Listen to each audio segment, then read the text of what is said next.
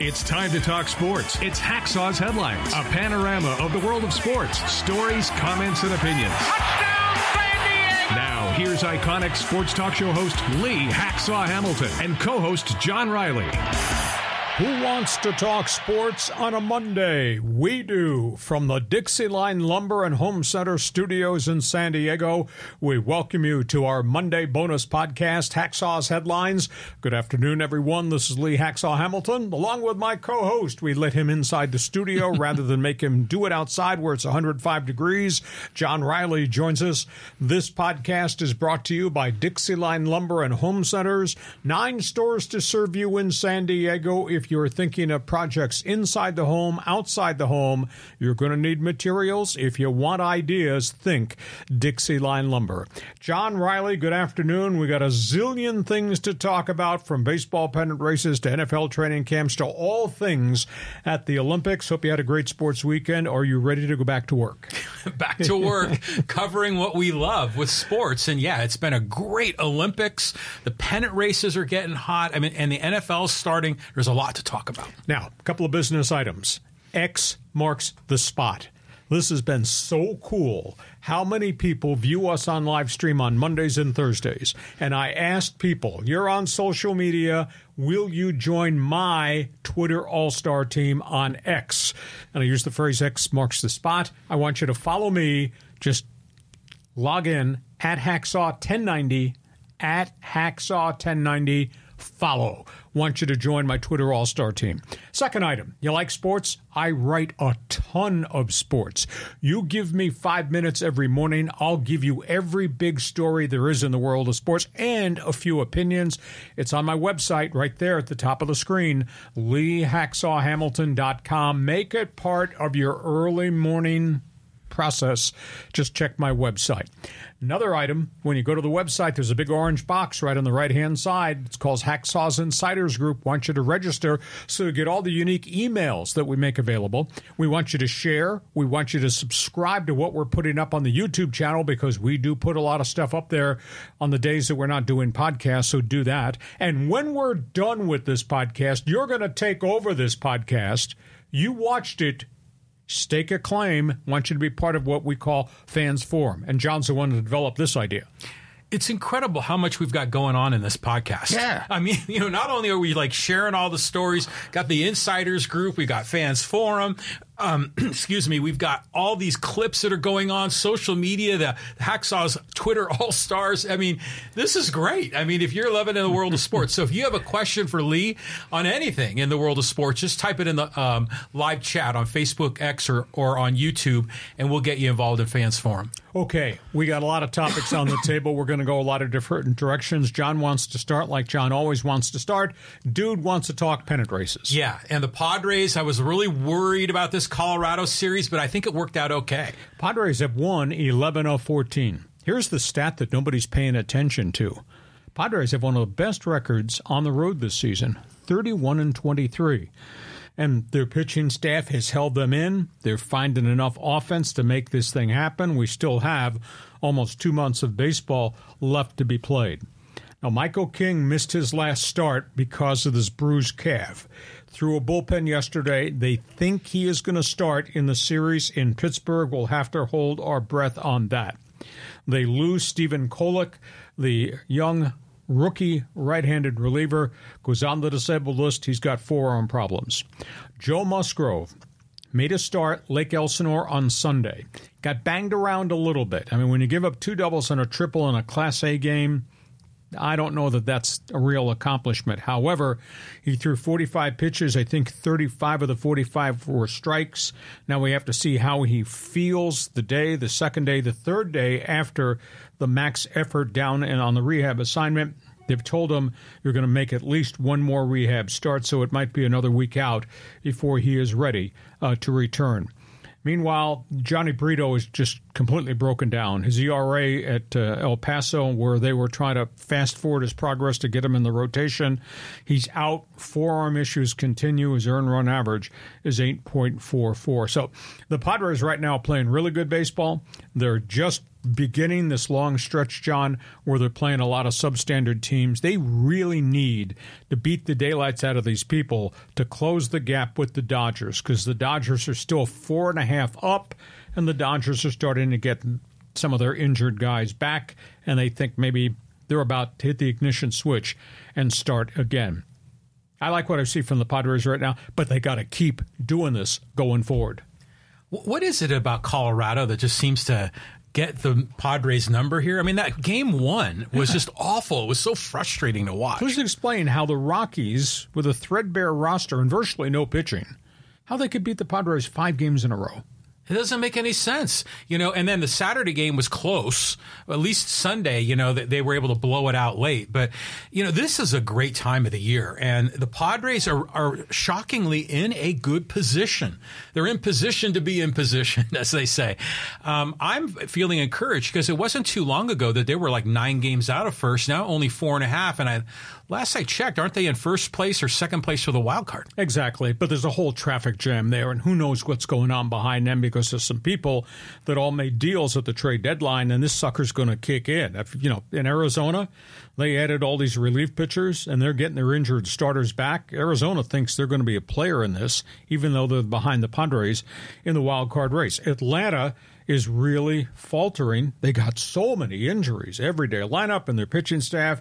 I mean, the Padres conceivably could get the top wild card spot, but the Padres could also fall out of the sucker if they stop hitting again, or if they have any more pitching injuries. So it's going to be fascinating as we go through the final 7 weeks of the baseball season. So that's the Padre update. Let's go to Los Angeles. Yeah, the Dodgers. Good news and bad news. What do you got, Lee? Yeah, let's go a couple different directions. We obviously have been following extensively the loss of Freddie Freeman, the big hitting first baseman who left the Dodgers more than a week ago. His 3-year-old son, Jonas, the scariest story you could ever imagine, hospitalized with a nerve disorder and full paralysis when they took his 3-year-old son, Maximus, to a hospital. They got him in on time. They have stabilized him. He was on ventilator for almost 3 full days, a 3-year-old on ventilator because of this virus infection that affected his nerve system. He was in almost total shutdown mode. They rallied him. They brought him home this morning. I've seen pictures of him. Baseball's players, it was enormous. Baseball players reached out on social media and asked everybody to pray. Tough time. Freddie Freeman is back at Dodger Stadium this afternoon. He will rejoin the Dodgers for the Phillies series. But, we think of these players and we think about success on the field, and we think about all the money they make and star status, and you lose sight they're human beings. Their kids get sick, and in this case, the scariest thing possible. And this happened while Freddie Freeman was at the All-Star break. His son got sick, picked up a virus, had never had this before. It's a rare degenerative disease for a child. Most people who get afflicted with this nerve disorder come back. But this young man can't walk now. He's got use of his arms back, but he was very, very sick, and they were within hours of possibly losing him. And modern medicine, phenomenal. So quite a story involving Freddie Freeman. I would have never thought, covering the Dodgers this season with this roster, with Showtime, I'd ever be talking about Ohtani going 0 for 15. But I mean, that's what happened because everybody was out of the lineup. I mean, there is no Mookie Betts, there is no Max Muncy. Then Freddie Freeman had to take the private leave of absence. It was Ohtani against the world, and he went 0 for 15. Now he has started to hit. Look towards Thursday. Mookie Betts, Max Muncy, Tommy Edman, Miguel Rojas will all play simulated games. They've all been swinging bats. It looks like this group could collectively return to the Dodger roster maybe by the weekend, or definitely probably by the first of next week. And Yoshi Yamamoto throws 20 pitches, full max effort bullpen. Looks like he's slated to go do one rehab assignment. They think he's going to be back. Walker Buehler just continues to scuffle. Oklahoma City, last rehab start, 2 1/3 innings. I think he gave up 2 runs, 4 hits, walked some batter.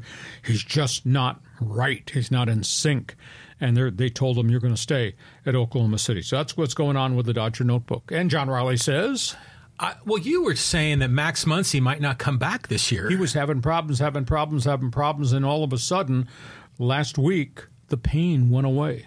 And they've had him on all types of stretching regimens and because of the oblique.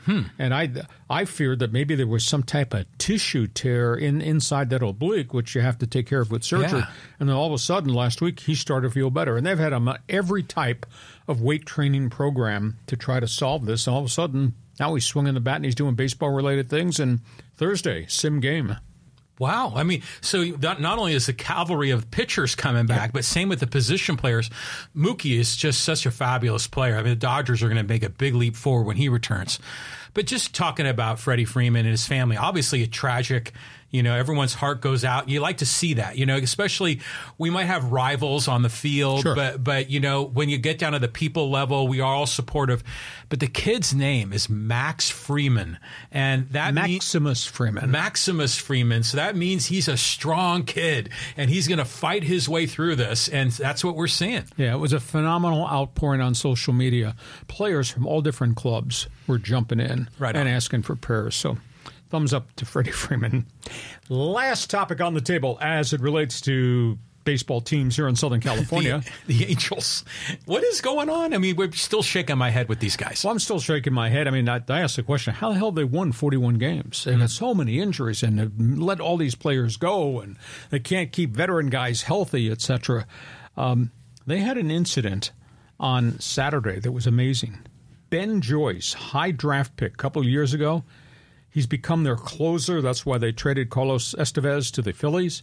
Ben Joyce in the ninth inning was clocked at 104 miles an hour. Holy crap. Yeah, J.D. Martinez was at bat in the ninth inning for the Mets. Mm-hmm. He said he's never seen velocity like that. He said it was at the plate, and he could hear the ball go through the wind. Whoosh. Oh, yeah. And he struck out on 3 pitches. And he hit a grand slam home run the prior at bat for the Mets. Unbelievable. Yeah. And remember when Aroldis Chapman was like lighting up the he gun? First came in with Cincinnati. He was from Cuba. Yeah, he threw 103. Yeah, I was going to say, but he never got as high as this guy with the Angels. I've never heard that. That's amazing. So, and the other baseball story, I don't know how this is ever going to end. I don't know how this is ever going to change. Mike Trout re-tears the meniscus left knee. Will have another surgery maybe as early as this week. Mike Trout in 4 years, the last 4 years, John, has missed 382 Angel games. That's like almost 100 a year. He just can't. Yeah, and he's hardly played any games after the All-Star break because of all these significant injuries. He just cannot get out from underneath the injury cloud, and they still owe him, I want to say, at least 6 more years on his contract. Unbelievable. 382 missed games. Wow. He's played like 210 in that 4-year window. Amazing. So that's the Angels story, the Padres story, the Dodgers story. We got a pennant race here to talk about. Somebody's a baseball fan. Jump into the chat box on Fans Forum and join us. You got one other baseball question here, John. Yeah, the Giants and the White Sox. Both are teams going in different directions. So you got Blake Snell. Blake Snell, who held out. Ex-Padre, ex-Tampa Bay, Cy Young Award winner. Blake Snell gets there and gets lit. His first group of starts was miserable. Had an ERA north of 12. Then he gets hurt. So he's out for weeks. Comes back to pitch for San Francisco. His last 5 starts, his earned run average is 0.55. Awesome. His last 5 starts. But you already gave him all this money, didn't do anything the first half of the season like he didn't do in San Diego either. But he's doing exactly what we expect, right? Yeah. But why didn't they trade him? Oh, I forgot. You're a Giant fan. Are they in the pennant race or out of the pennant race? I'm not sure. Because they got rid of Solera and his big contract, but they kept Snell, whom I thought would have brought them a bonanza of prospects from the Yankees. And then there's the White Sox. Holy cow. They have lost 20 in a row. So the White Sox are within 1 game of the American League record. Frank Robinson was a first-year manager in Baltimore. They lost 21 straight to start the season, 0-21. So the Chi Sox are 1 loss away from tying the Oriole record.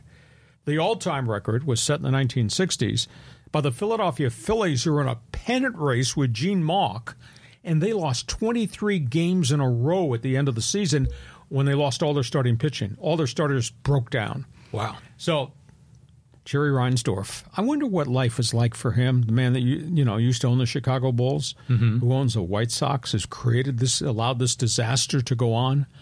What a terrible situation. 20 losses in a row, and I see no way they can win because they've traded all their quality players away.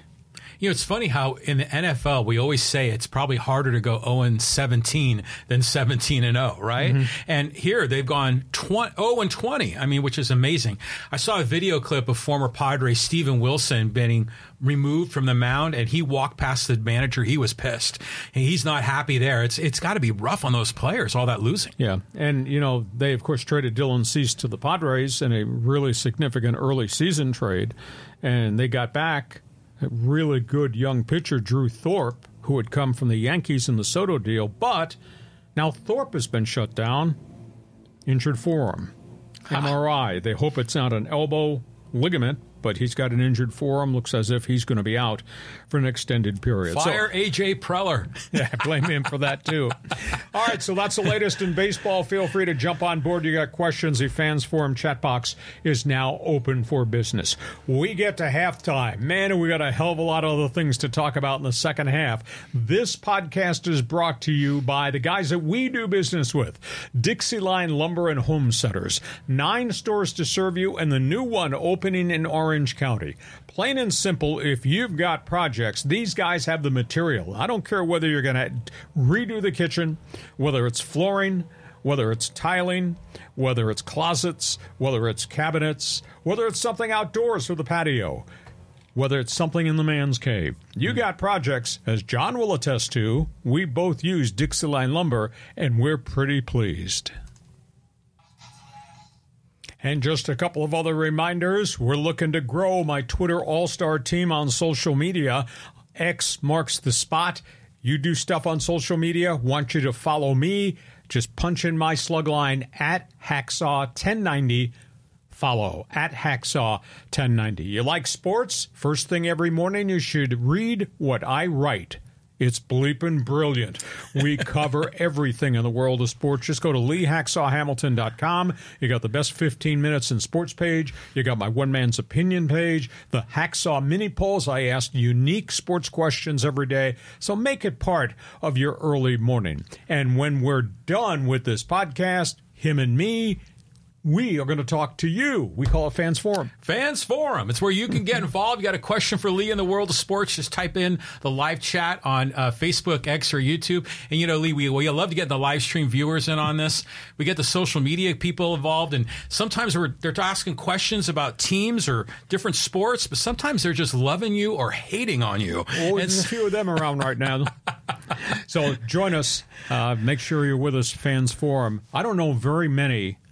Are we the only ones doing this? Because we're the first ones that had a mascot for our podcast, but are we the only ones that are actually doing this type of fans interaction? Well, there are other podcasters that do integrate the live chat in their show, but I'm not sure if they necessarily have a segment for it that it's exclusive, like the way we do it.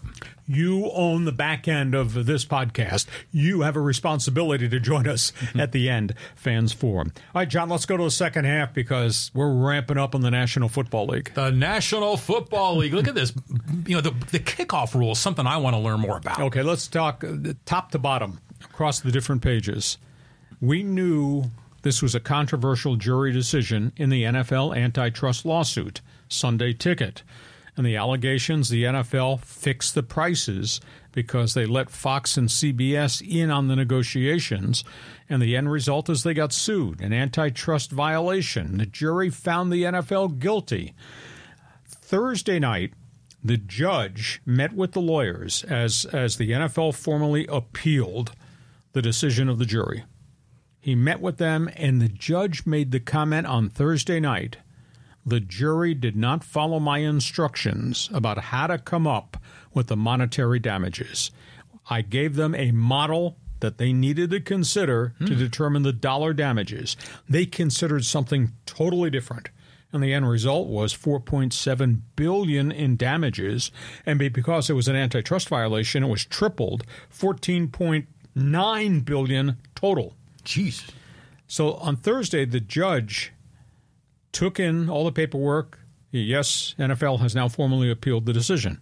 On Friday night, out of the clear blue sky, I get a text, a bulletin. I was in West Virginia, and the text says the judge has overturned the entire case, has thrown it out of court because the jury made all the wrong decisions as it relates to the financial penalties. So now, again, I cut law school the day they taught it at university. I went drinking uptown. I know you didn't. So when he throws this case out of court and overturns the jury's verdict, does it automatically go back to retrial, or do the injured fans and businesses that filed the suit have to file, or can he just set aside the financial award and come up with his own financial terms? So where does it go next? I'm not, again, this is way above my pay grade. But so you cut class too, you liar. So my guess is that, there's two parts to it. They're going to say guilty or not guilty. They were guilty of collusion. Okay, so that is handled. Then the second part is what should be the compensation? And it seems like the judge should be more involved in that, because if you just let 12 people in a room to decide how much compensation, like you said, they ignored the model. And this is what makes the antitrust so screwed up, because now they could just say, we don't like the NFL, a bunch of money grubbers. We're going to stick them as much as we want to, rather than doing something that's rational and fair and balanced. So we don't quite know what's the next step. Do the citizens who are part of the class action suit refile and take it to the state court of appeals, or does a judge come back and make his own financial decision on damages? I'm not quite sure. I don't know. I can only surmise. Lawyers' line is open. As anybody who's got a law degree from Georgetown University, feel free to jump on board.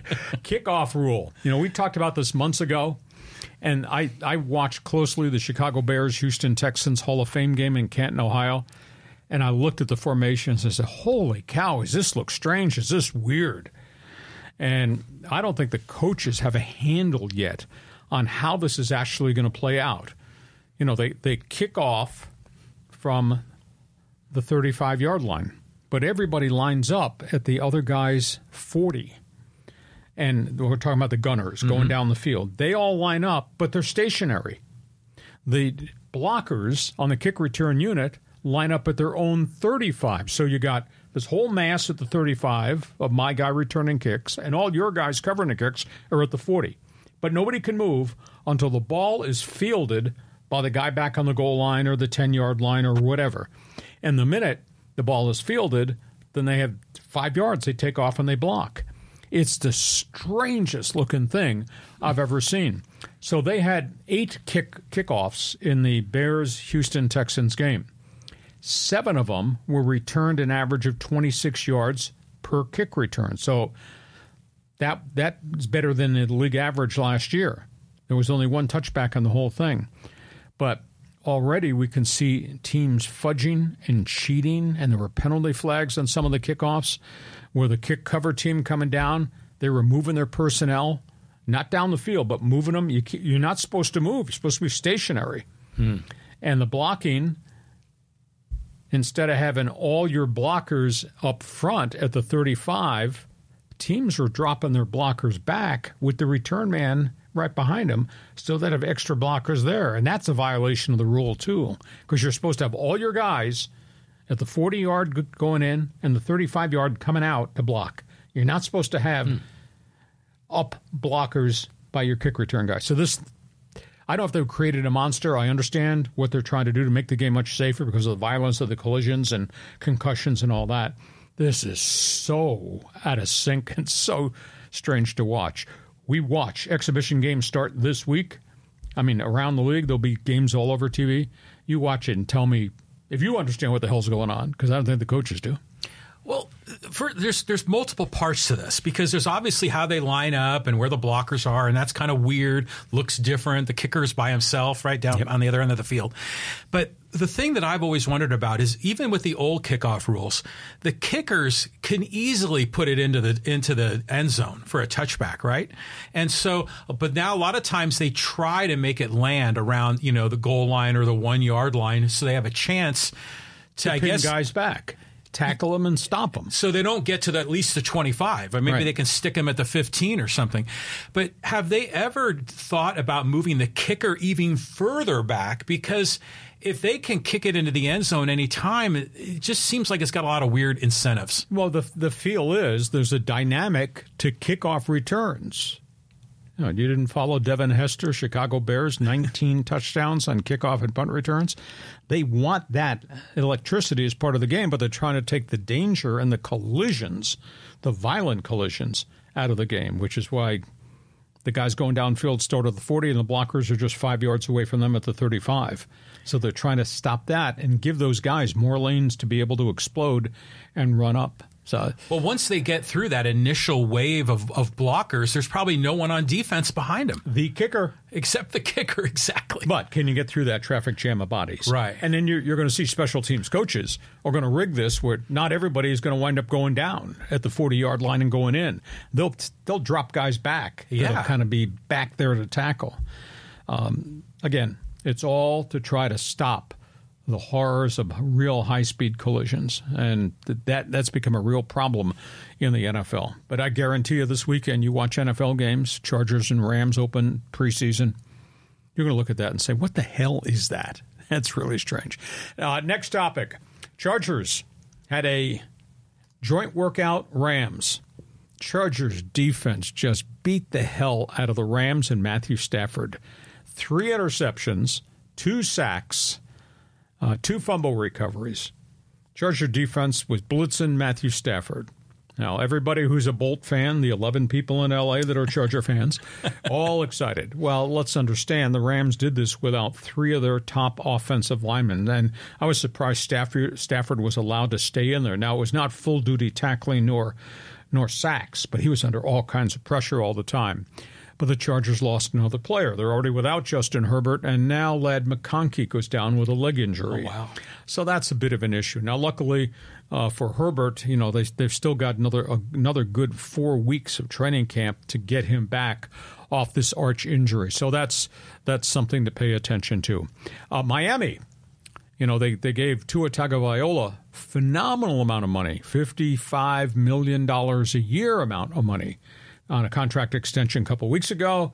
And then over the weekend, they gave Tyreek Hill an upgrade. 3 years, $90 million, most all of it guaranteed. So Tyreek rockets to $30 million per season. So that's a story there in Miami. San Francisco, keep an eye on this because the stories are flying as of noon today. The 49ers have changed their mind, and they're going to trade Brandon Ayuk. And they reopened talks over the weekend with Pittsburgh. The Steelers supposedly are closing in on a deal. It might involve the first-round draft pick, or it might involve one of the Pittsburgh's key defensive players.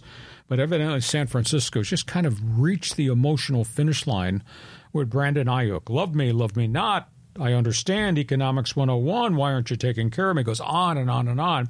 I would have thought at the end of the day they would have traded Deebo Samuel. But maybe, and Samuel's got a big money contract, but it's a multi-year deal. But maybe Samuel is not viewed as dangerous as a wide receiver as Brandon Ayuk. This would really be out of character for Pittsburgh to take on that type of contract, because they would have to give Ayuk $25 million a year. Pittsburgh historically has never done that. Granted, Ben Roethlisberger was a superstar, and they gave him mega money. But this would be really out of character for Pittsburgh to do it. But as of noon today, as we were getting ready to come on with this podcast, that is the story. And everybody wants their contract renegotiated. Hell, I want my contract renegotiated, John Riley. Trent Williams, Pro Bowl left tackle, San Francisco, still out of camp. He's being fined $50,000 a day. He doesn't care. Trent Williams has got 3 years left on his contract that currently pays him $21 million per season. He wants that ripped up. He wants to be taken care of. He wants state-of-the-art money because everybody around him has gotten state-of-the-art money, and now the offensive linemen are making $30 million a year. But he's got 3 years left on his contract. I don't know, these general managers, to me, it's almost like they're caving in. Rams, Sean McVay, he's had 2 really good seasons and it was supposed to be rebuild. 2 good seasons without any major injuries. He's lost 6 players in a week. Whoa. He just lost Paku Nakua, the wide receiver with a bruised knee, got hurt in this controlled workout with the Chargers.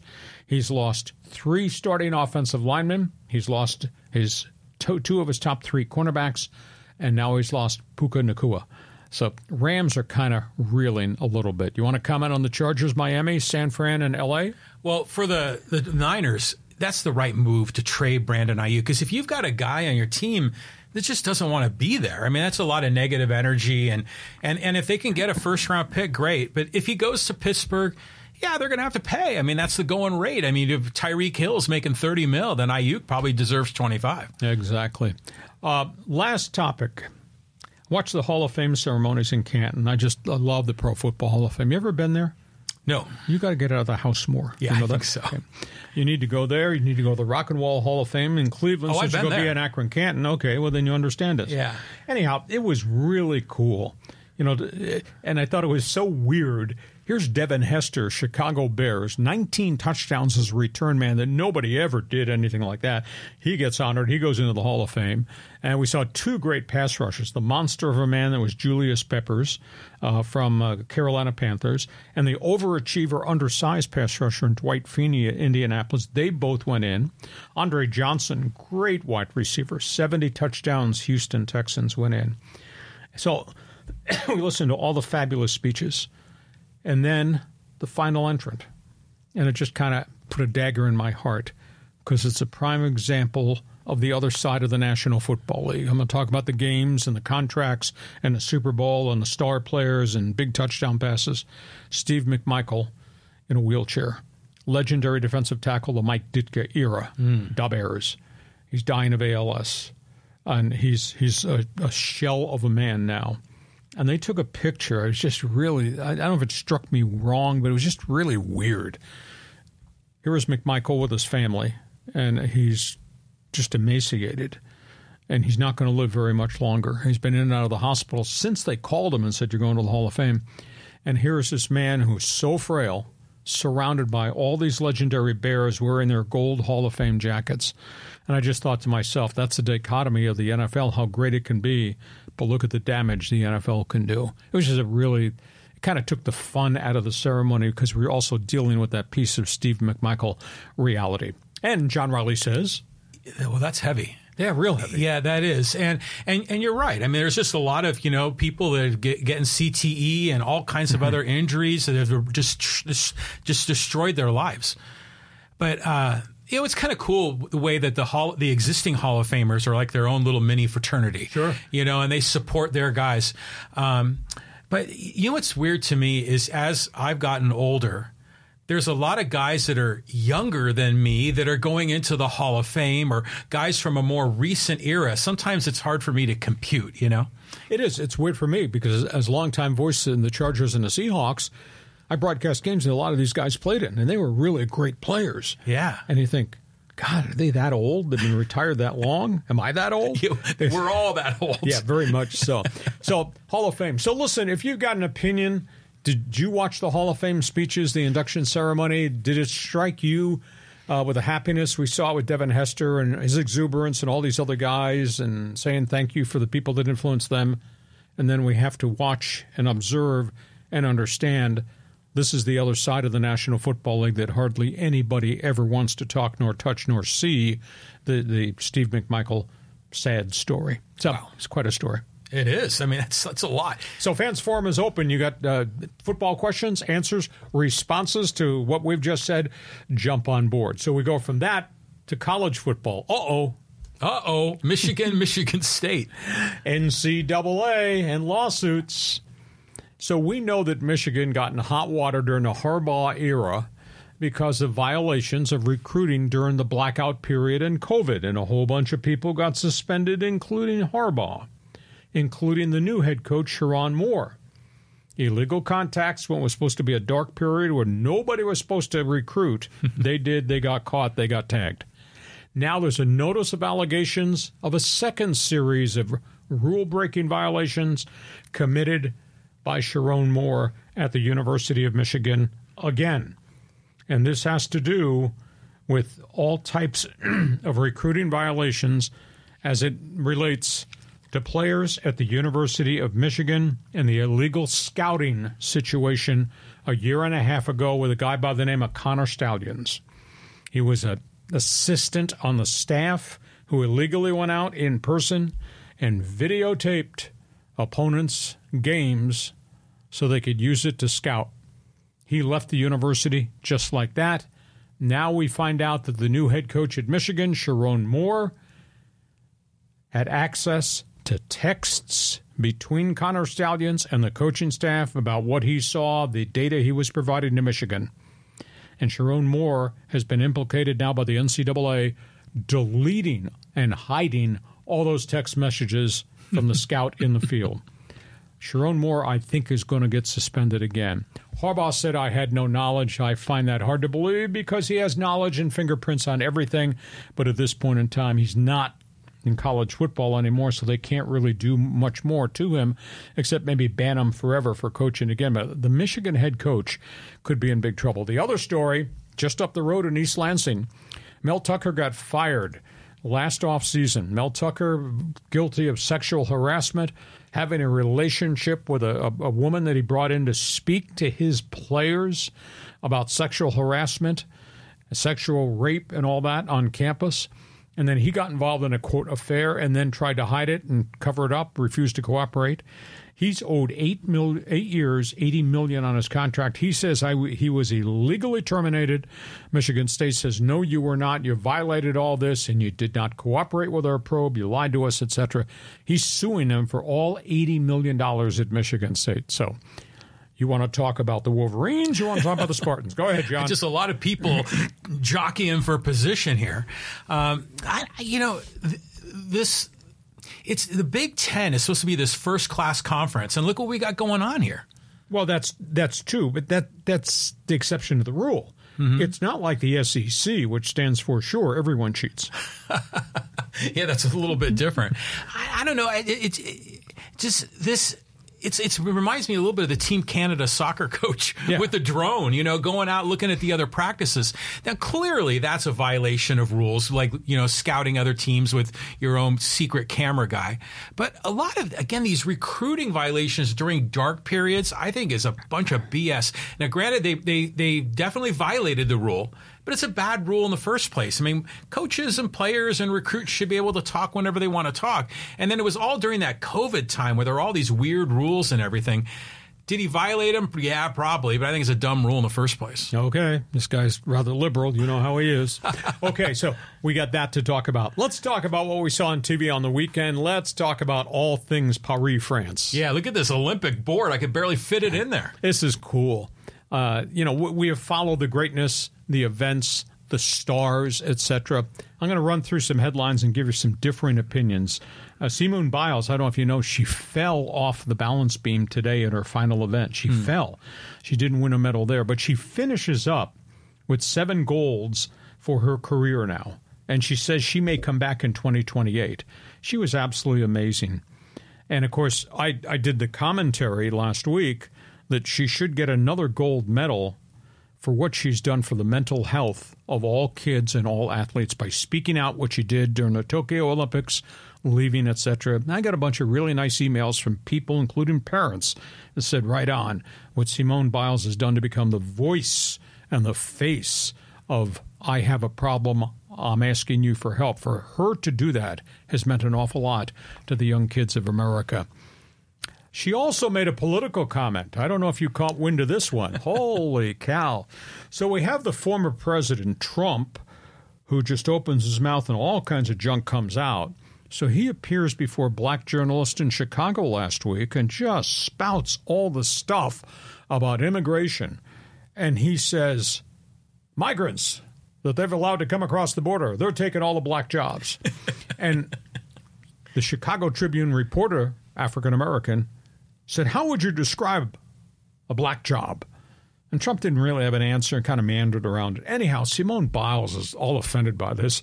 The Paris Olympics at a press conference. She's closing out a press conference. She says, by the way, I really enjoyed my black job. Awesome. Take that, Trump. Yeah, right on. Cow. So Simone Biles, really strong. We talk about comebacks, and the Biles comeback from the mental health issue is just absolutely phenomenal. Well, how about SUNI Lee? Do you know in the third week of January this year, she was hospitalized with kidney disease. She could not stand. She could not walk. Her blood counts were all upside down. She didn't know she'd ever compete again. SUNI Lee wins 3 medals in this Olympic, including 1 gold. That's coming out of the hospital at the end of January and getting back into training and just competing, and then competing at the national level and then competing at the global level. Phenomenal. How about Katie Ledecky? Holy cow, what a career. And she's not done yet. She's got 12 Olympic medals based on swimming. And what I saw her do in the 1,500 meter swimming event, freestyle, phenomenal. I mean, that's like swimming a marathon, going 15 to 18 minutes at full speed. Yeah, hell Just absolutely amazing. So Katie Ledecky says she wants to come back again. Just talk about a couple of others. We're now into track and field week. High octane, high energy, high personality Noah Lyles. He has been talking for weeks about he's going to be the next Usain Bolt. And he's gone out and he won the world championships up in Eugene, Oregon, both the 100 and the 200 meter. And so he comes out and he doesn't run real well on the qualifying. He doesn't win either of the 2 qualifying events. And then he toes it. Coming off the line Sunday, he runs 9.79 and wins in a photo finish, beating a great runner out of Jamaica and beating his own teammate, Fred Curley, who finished 3rd. 9.79. And the stadium just erupted. Track and field needs personalities. Oh, yeah. In essence, loudmouths. But boy, is he good. And he's going to get... And the 100 is not his favorite event. His favorite event is tomorrow. Dude, it's a 200 meter. So he's going to try to be what Bolt was, which was get the gold in the 100 and the 200 simultaneously. We always talk about people accomplishing something in the reaction. Brett Fisher was just a distance runner from the U.S. Brett Fisher qualified to run the 10,000 meters, which is, it's a bitch at an event. He finished 3rd. He got a medal in an event nobody paid any attention to as it relates to him. All these Ethiopians and the Kenyans and the great distance runners are trained at altitude. And Brett Fisher, he finishes 3rd and gets the bronze. And then there's the swimmer, Ryan Murphy. This was so cool. So he finishes 3rd in his event. So he gets the medal. So he's in the pool, and he's doing this, looks towards his wife and points. His wife holds up a sign that says, "It's a girl." She was pregnant. They just had the test. Nice. He fell apart in the pool. That was so cool. Mm-hmm. She's giving him a high five. He's in the pool giving her a high five, and she's holding a sign, "It's a girl." Beautiful. It was really neat. And how about the high jumper from Ukraine who trained in Kiev? Her house was destroyed. Half of her city is destroyed. And she won a gold medal. She won the gold medal last night. Just amazing. And then there's the pros that are playing in the Olympics. And, of course, we've talked a little bit about LeBron James and Team USA basketball, et cetera, et cetera. Djokovic wins the gold medal in men's competition against Carlos Alcaraz. Scottie Scheffler comes from behind, catches John Rahm. He wins the gold in men's golf. Did you see them at the podium? They wept. They cried uncontrollably. Really? And these guys have won the biggest events in their sport, whether it's British Open, Masters, U.S. Open, Scheffler's dominance this season, Djokovic, what he's done to Wimbledon and all the other Grand Slams.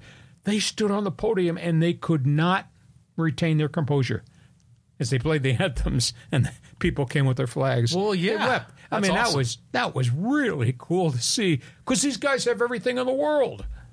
And they were brought to their knees by the success they had playing for their flag. I thought that was neat. And could you please tell me why Snoop Dogg and Martha Stewart are on my TV and your TV? I mean, isn't this a little overkill by NBC to kind of reach and put these people on like Snoop represents anything in athletics? And by the way, Snoop did time in prison for drugs and the death of a man. And he's now treated as mega celebrity. And Martha Stewart, she did the exact same thing in prison for breaking the law, and she's on, I don't know, your food channel or my food channel.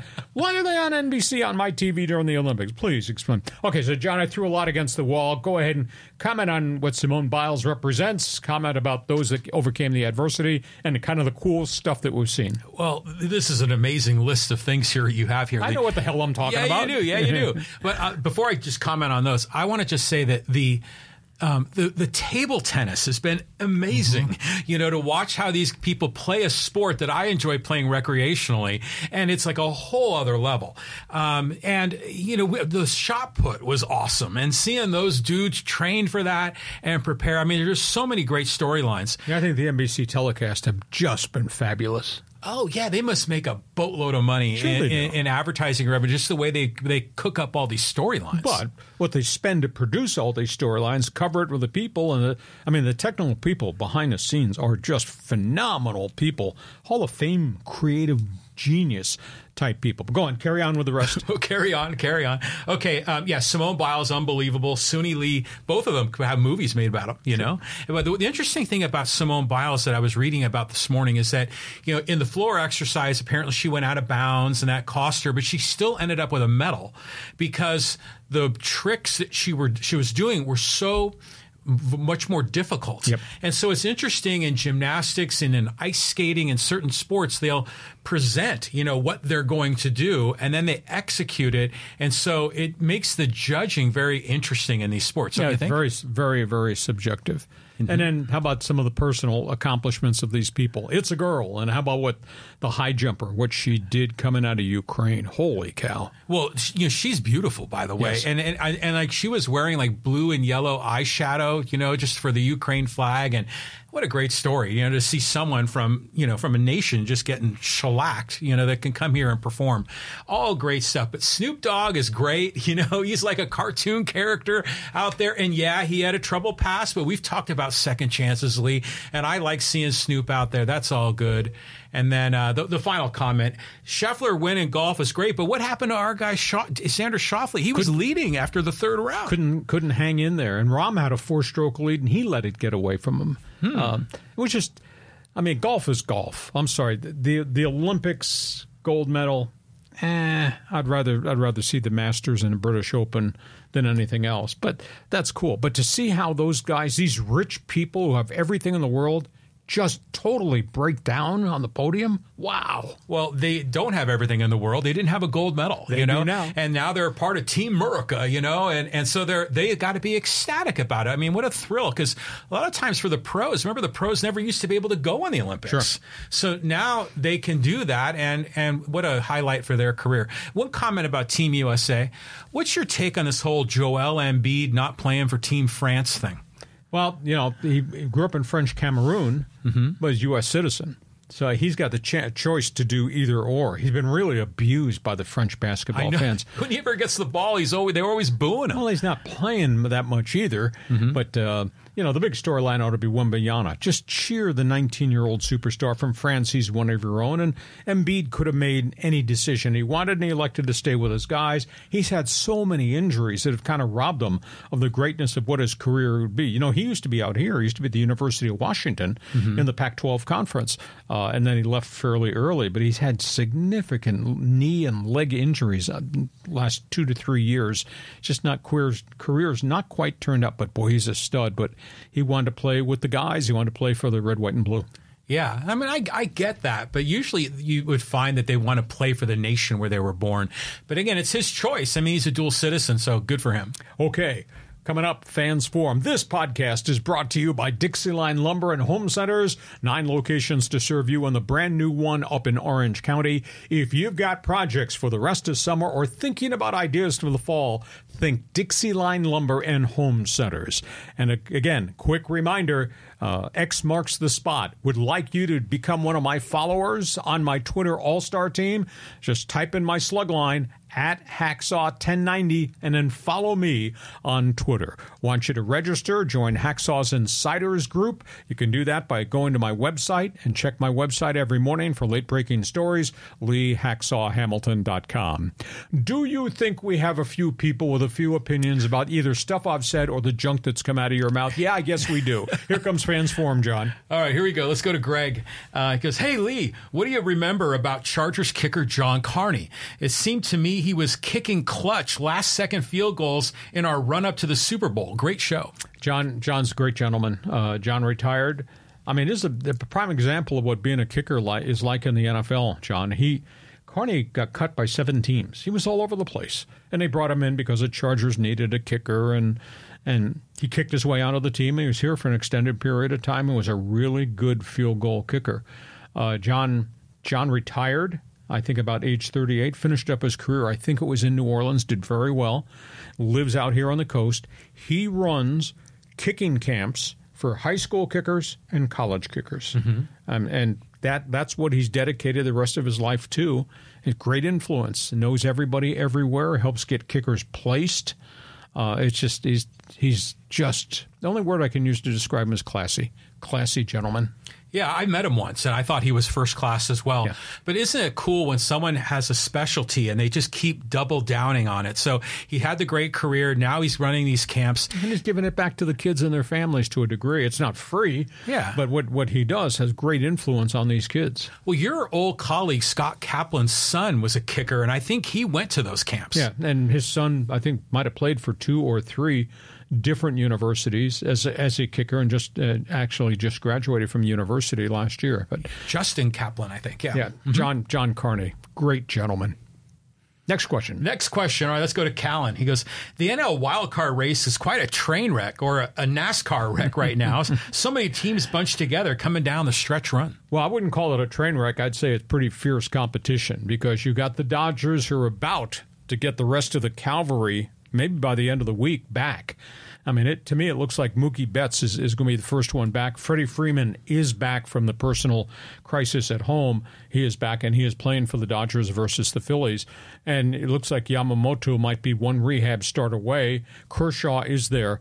But, you got the Padres, who have done what they've done in terms of all the trades at the deadline to go get these 3 relievers, and that's hugely important. And right behind them, nobody's paying any attention to Arizona. And Arizona picked up multiple relief pitchers at the trade deadline, and they're going to get Eduardo Rodriguez, the big money free agent, who's hardly pitched at all this year because of forearm problems. They're going to get him back, and they've got, obviously, the Texas Ranger pitcher who's been on and off the DL all year, Montgomery. He's back. So all of a sudden, Arizona looks to be a person in the hunt. I don't know where the Giants are right now. I don't like their batting order, but there's no doubt that with Blake Snell dialed in with a 0.55 ERA in the last 5 starts, and they just got Robbie Ray back, who did really well in his first 2 starts off the DL, and you still got the Warrior and Logan Webb, but can the Giants score runs? That's just in the Pacific Division, chasing the wild card race, and then, we haven't even addressed what the hell's happening in the Central or what might happen in the East. I think the one that could be in real trouble is Atlanta. They have so many injuries to their everyday batting order and their pitching problems. Atlanta might fall out of this thing right now, but again, everybody's got about 50 games to play. Well, while you were talking, I pulled up the list here on MLB.com. Atlanta and the Padres are at the top. They're tied, although there's a difference in games played. Arizona is a half game behind them. Those are the 3 right now. I know Arizona, obviously, they were in the World Series. They're expecting to be there again. Mm-hmm. But look at the Mets are 1.5 out. The Cardinals are 3 out. The Pirates are 3.5 out. The Giants 4.5. Cubs 6 and Reds 6.5 if you want to go that deep. But that's a lot of teams. A lot of games to be played, and some of them will be playing each other and knock each other out of this thing. Mm-hmm. And some of them I just don't think have enough. Pittsburgh, where the Padres go in Tuesday and open this road trip. Pirates are playing pretty decent ball, but that's almost an all-rookie starting rotation. So you got injuries, you've got innings build up. These guys are going to hit a wall here pretty damn quick because they've thrown so many innings. Even though Paul Skeens, the #1 draft pick, has just been phenomenal, there's going to be a limitation. And they got a lot of young everyday players who have hardly ever been in a pennant race, and there's a pennant crush. There's a pressure point there where these guys wake up and, oh my God, we got to win this game because it has playoff implications. Never been in that neighborhood before. So some of these teams are going to fall off the radar, I think. Well, yeah, I'm sure a lot of them will be, oh, my God, and then they fade away. But every once in a while, one of those young teams catches fire. And so, hopefully it's not the Pirates when the Padres are facing them.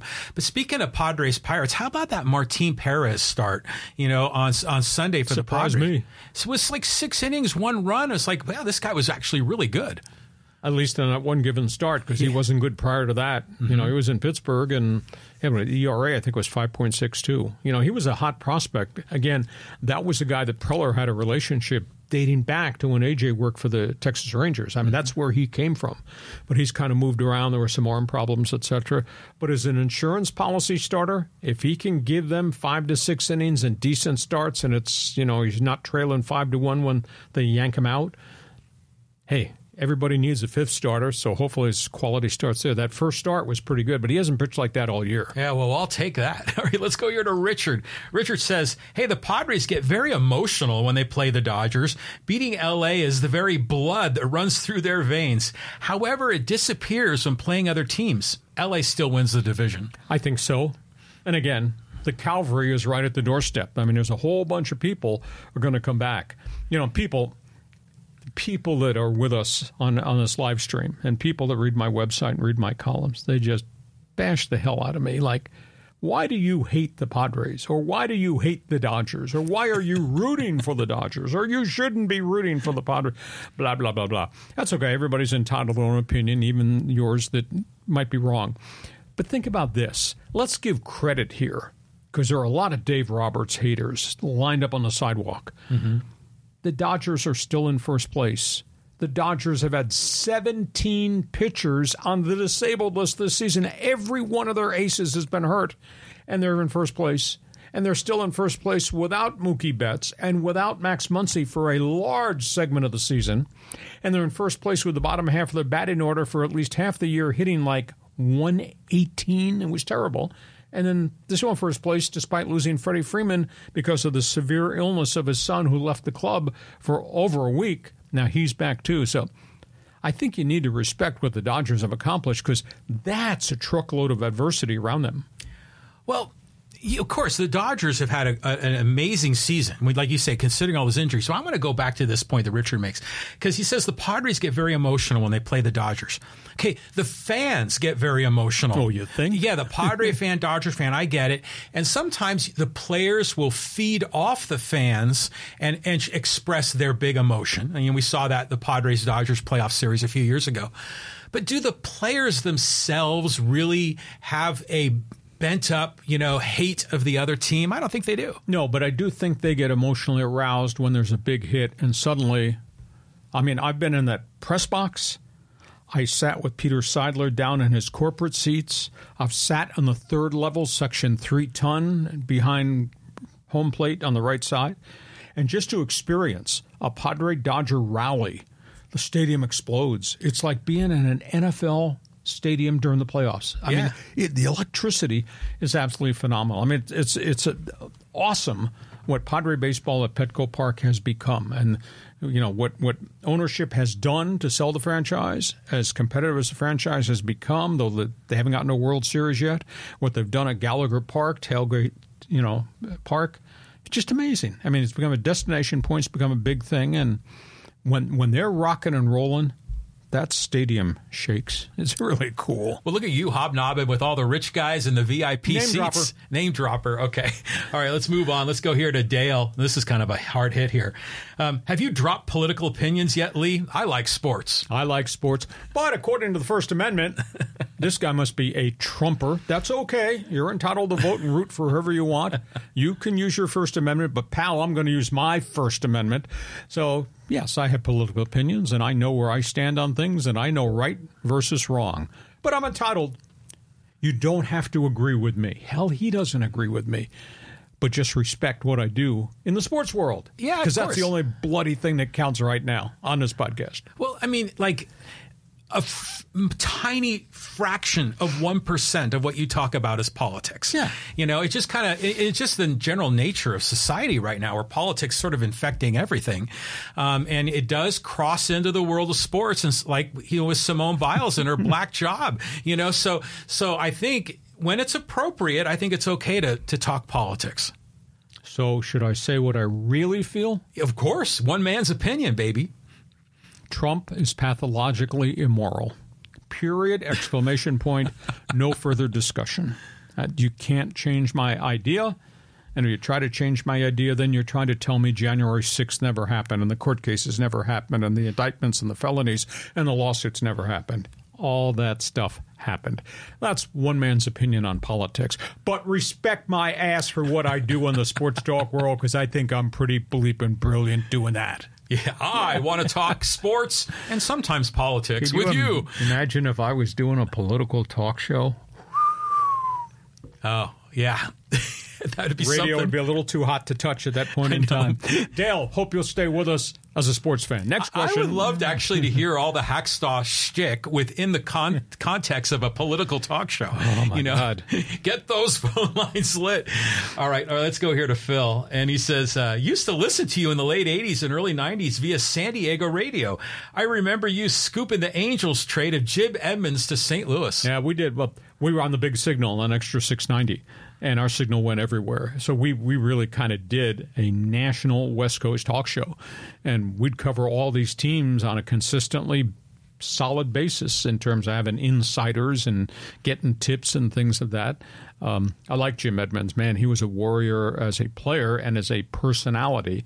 And it was a really good era. I mean, I was very fortunate because I talked my way into doing my show at Angel Stadium, even though we weren't the flagship station. They let me do what I did, and we do patio parties out front of Angel Stadium. We'd do it from the press box. We did it from the right field seats.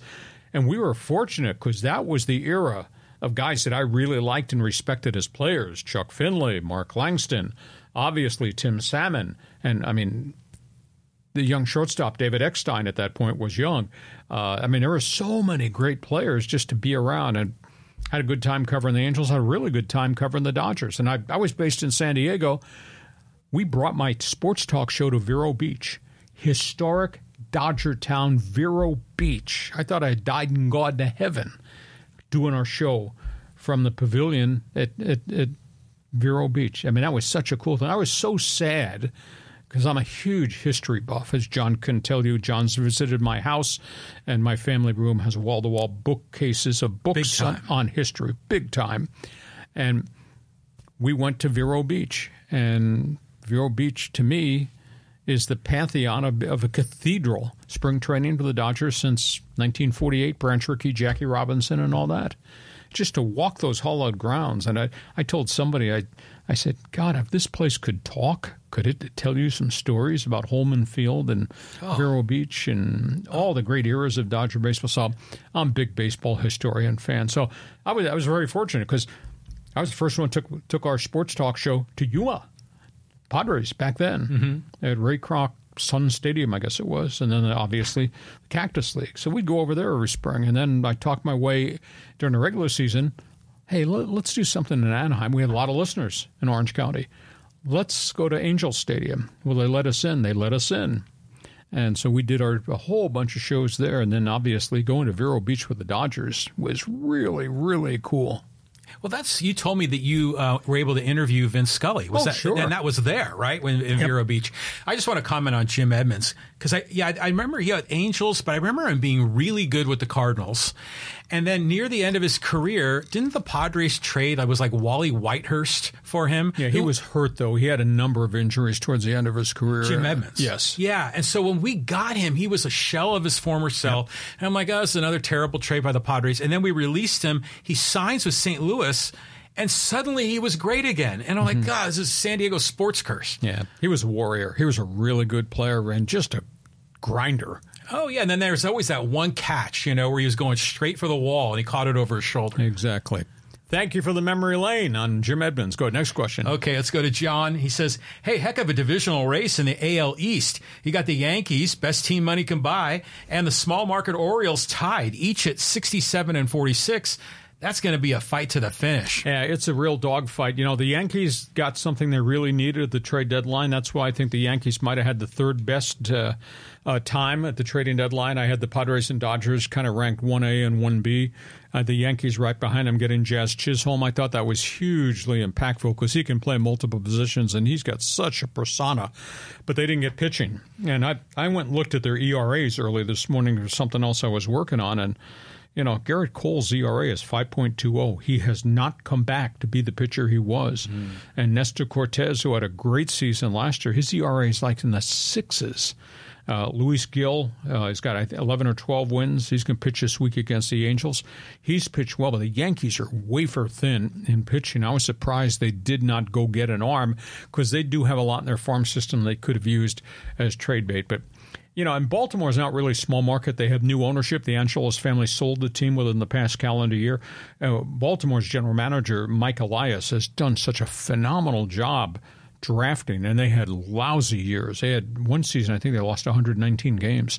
They had some horrible seasons, but virtually every draft pick they got early, they signed, and they're all playing at Camden Yards now. When the Padres went in there about a week ago, John, 7 of the 8 everyday players, position players, were Oriole farm system players. That's phenomenal. Yeah. And then Baltimore went out and traded for, Zach Eflin from Tampa Bay and made another trade to get get Taylor Rogers. So Baltimore has gotten some insurance policy veteran pitching. And that's a really young team. It's one of the younger teams in Major League Baseball. Look where they are. So, yeah, American League East, it's a dogfight. And Boston's not viewed as being a big-time player in that division.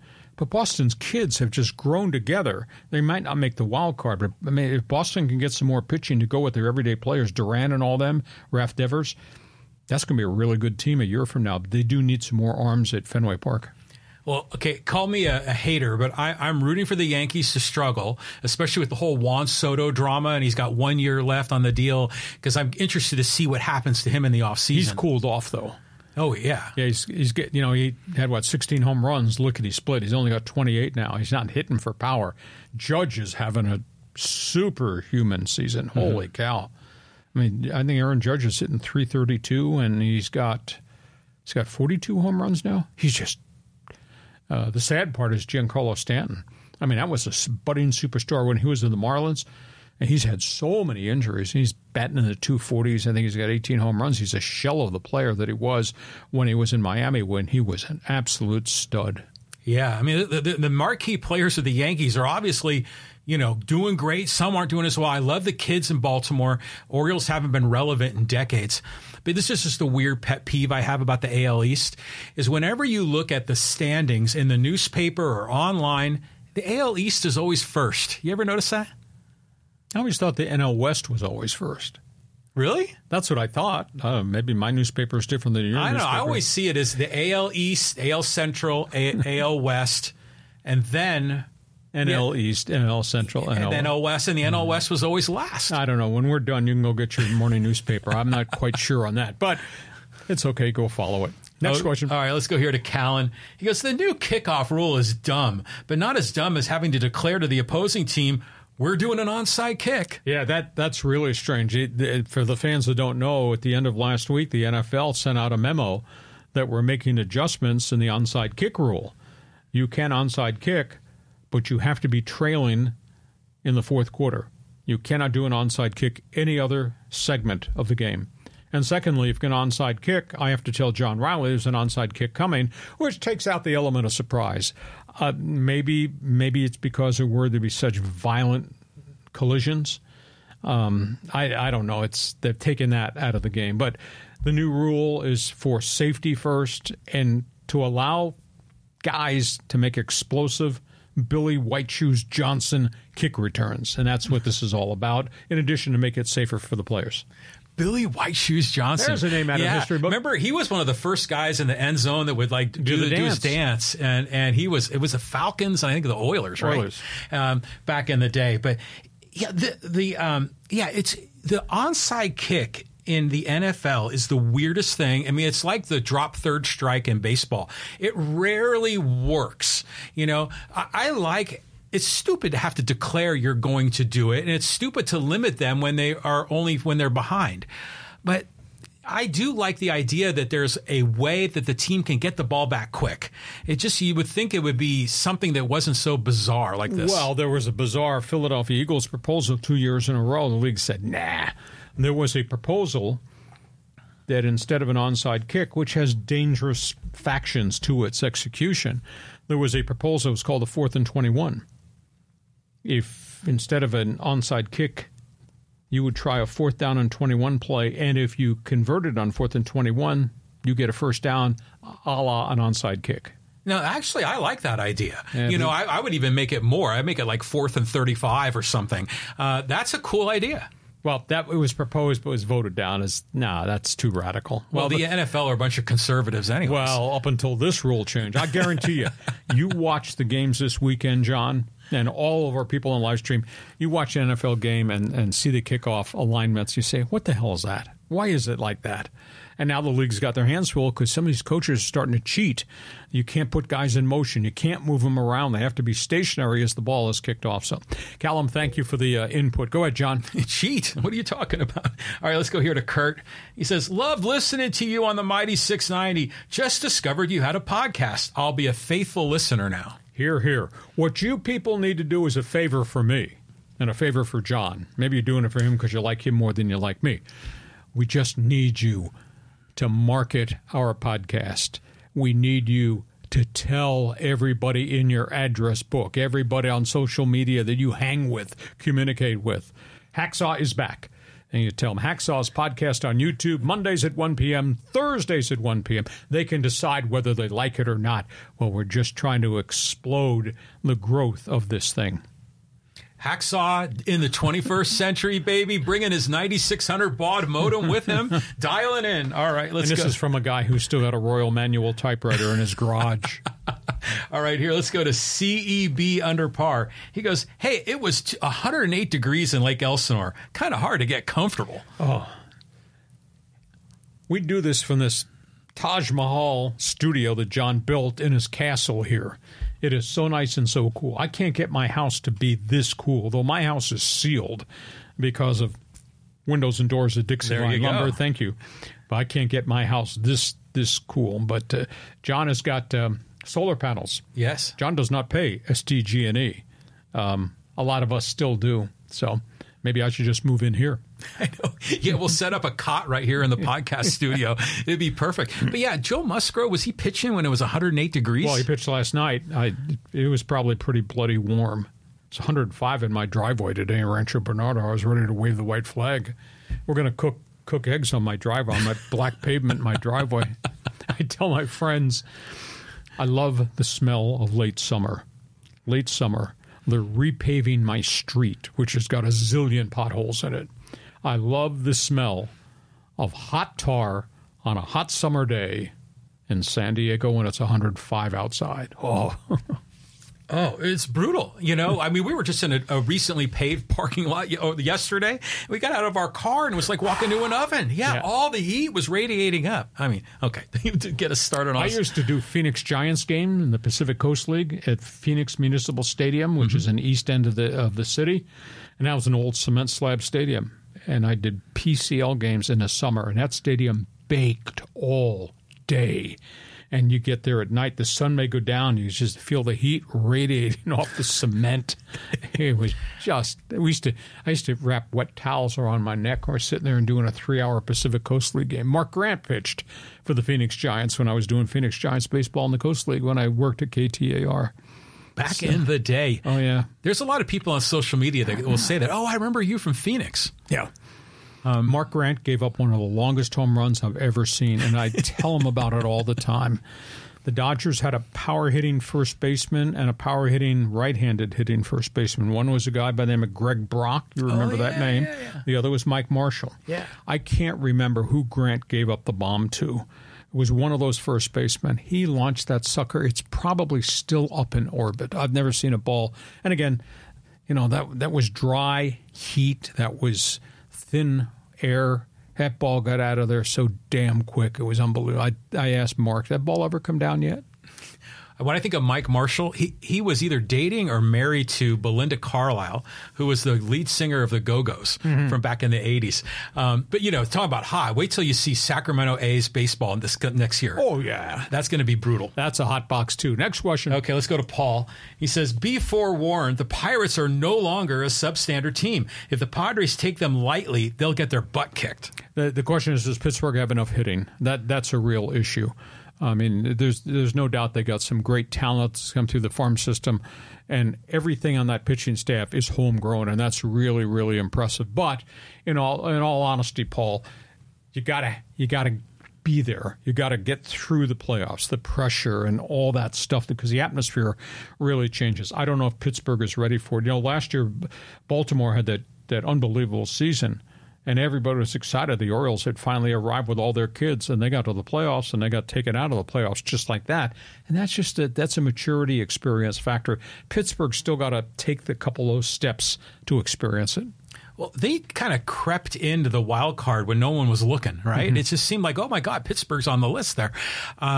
Padres need to take care of business. They seem to finally be in the right mindset, where they're not going to this herky-jerky, win a series, lose a series. 11 out of 14 ain't bad, so hopefully they can keep it rolling. Well, they're playing the Rocks, the Marlins, the Pirates. That's what this 15-game segment is. Mm-hmm. If they're ever going to get to first place before the end of the season, it has to happen in the next 12 days. Well, you said 15-0, I remember, but they're already now 2-1 since then. Okay, so we'll go play the Pirates on Tuesday, and we'll just see where it goes. Remember, just real quick, remember the Orioles and the Pirates World Series 79? Manny Sanguillen, baby. Manny Sanguillen. That was We Are Family, Willie Stargell. Oh, it's a great series. Wasn't that awesome? Great. Baltimore, some of the greatest pitching staffs of modern-day baseball. There was about a 2 or 3 year window where the Pancake Palmer, Dave McNally, Mike Cuellar.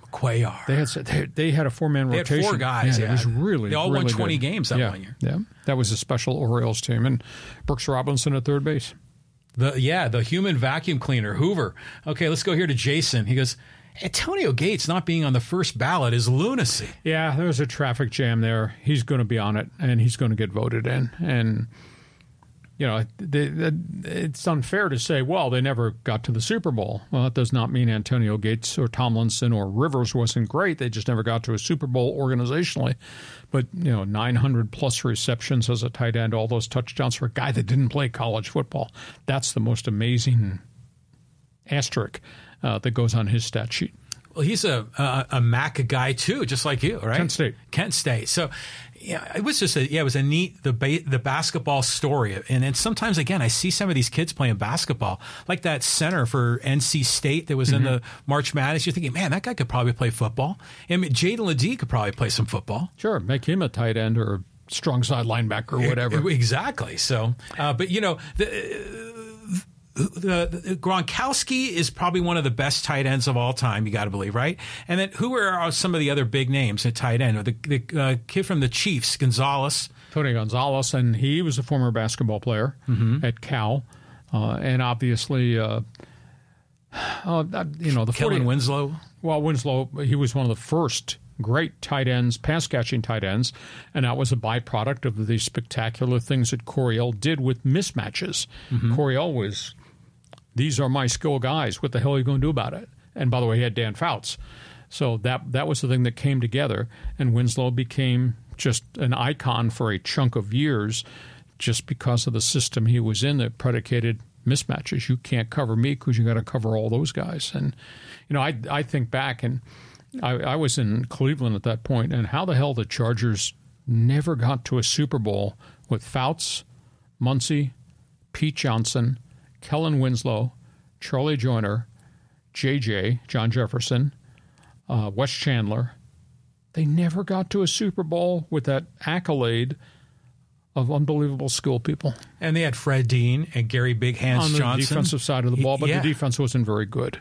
Yeah. Couldn't keep people from scoring. Well, I'll tell you what, when Fred Dean came over to the 49ers, man, he was hella good. Yeah, exactly. But just one final tight end question for you. Back in that same era, Dave Casper from the Raiders, how do you rank him in the world of tight ends? I'd say probably inside the top 10.